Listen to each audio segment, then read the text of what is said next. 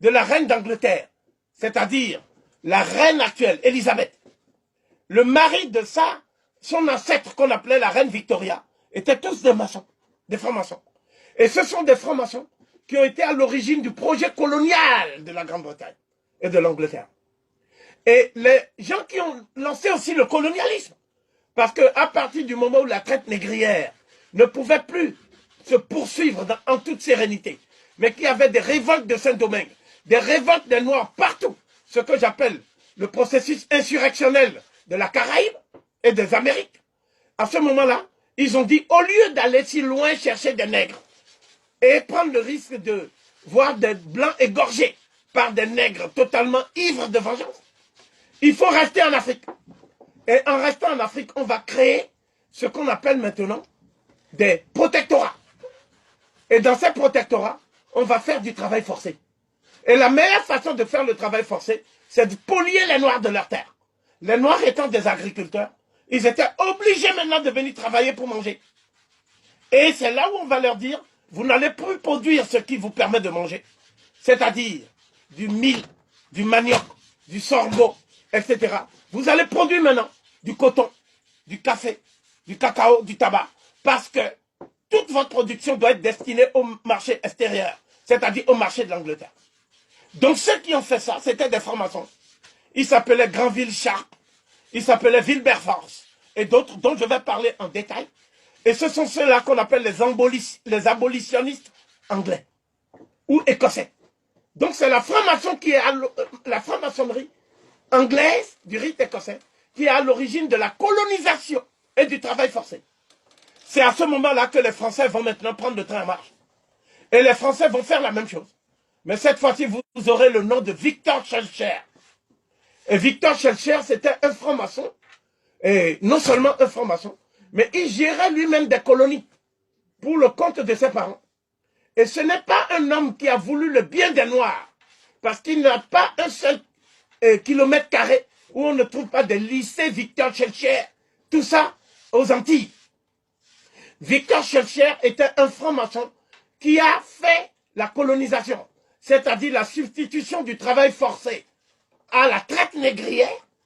Il a fait ça pour des questions de rentabilité économique. Il ne l'a pas fait pour des raisons philosophiques et humanitaires, contrairement à beaucoup d'Africains, ce que les Africains pensent.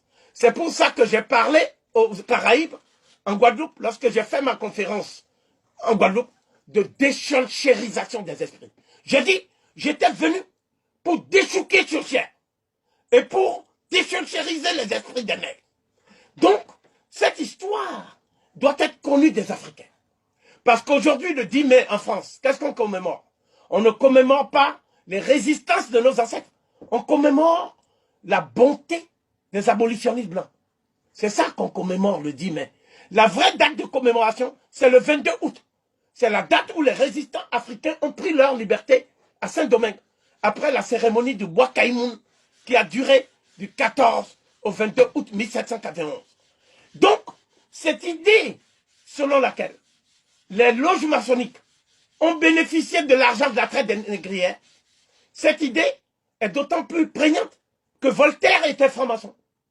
Le fameux philosophe Voltaire, qui était actionnaire de la Société des Indes occidentales, était franc-maçon. Montesquieu était franc-maçon. Et ils ont tenu tous les mêmes propos, à savoir que le noir a une apparence humaine, mais Dieu ne peut pas avoir fait un cœur bon dans un corps tout noir. Et que c'est légitime de les vendre.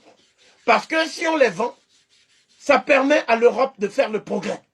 C'est-à-dire, c'est grâce au sucre qui vient du sang et de la sueur des Noirs que Voltaire mangeait. Et il se dit ami de la liberté. C'est pour ça qu'ils ont créé la Société des Amis des Noirs. La Société des Amis des Noirs était une société qui gagnait de l'argent sous prétexte d'éduquer les Noirs, de leur permettre d'avoir du progrès. Mais en fait, cette société vivait sur le dos de l'esclavage des Noirs et du travail forcé. Donc, c'est pour ça qu'il y avait aussi le club Massiac en France, qui était le club des colons, n'est-ce pas? Et ce club était gangréné par les francs-maçons, infiltrés par les francs-maçons. Mais l'Église catholique, c'est elle qui va créer la structure maçonnique la plus cruelle et la plus raffinée qui soit. Ça s'appelle la loge P2. La loge P2 du Vatican, c'est la loge maçonnique qui manipule l'Opus Dei. N'est-ce pas? L'Opus Dei a été créé par un Espagnol colonialiste et nostalgique qui a dit que il ne faut pas donner la liberté aux Noirs. Parce que le jour où on donnera la liberté aux Noirs, ce sera la fin de la race blanche.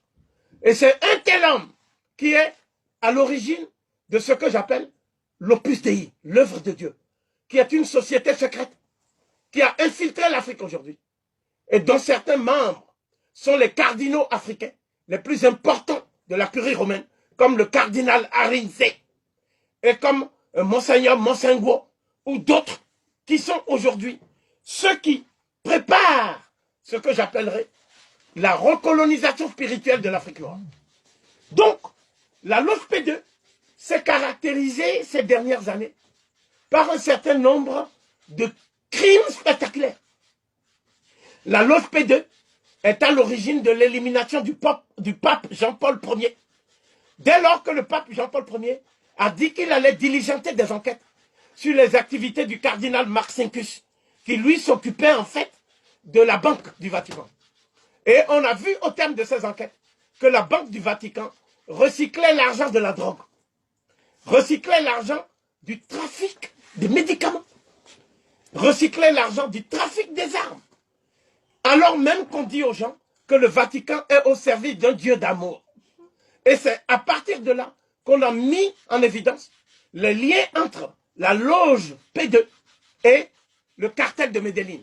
Le cartel de Medellín, c'est ceux qui vendaient la drogue en Colombie avec Pablo Escobar. Et Pablo Escobar, au moins, il donnait l'argent aux pauvres. Il donnait, redistribuait l'argent aux pauvres. Mais ceux du Vatican, c'est-à-dire le cardinal Vio, et tous ces gens-là, et aussi le pape qui dit qu'il a démissionné, c'est-à-dire, effectivement, le pape allemand, qui était dans les jeunesses hitlériennes, hein, c'est-à-dire Ratzinger. Tous ces gens-là étaient impliqués jusqu'au cou dans ce qu'on peut appeler les activités délictueuses et mafieuses de la loge P2. C'est la loge P2 qui, aujourd'hui, gangrène les pays africains et travaille directement avec les loges maçonniques. Alors qu'on vous dit que la franc-maçonnerie et l'église ne s'entendent pas. Mais sur le terrain africain, la franc-maçonnerie et l'église travaillent de concert. Et leur but, c'est de détruire les confréries africaines traditionnelles.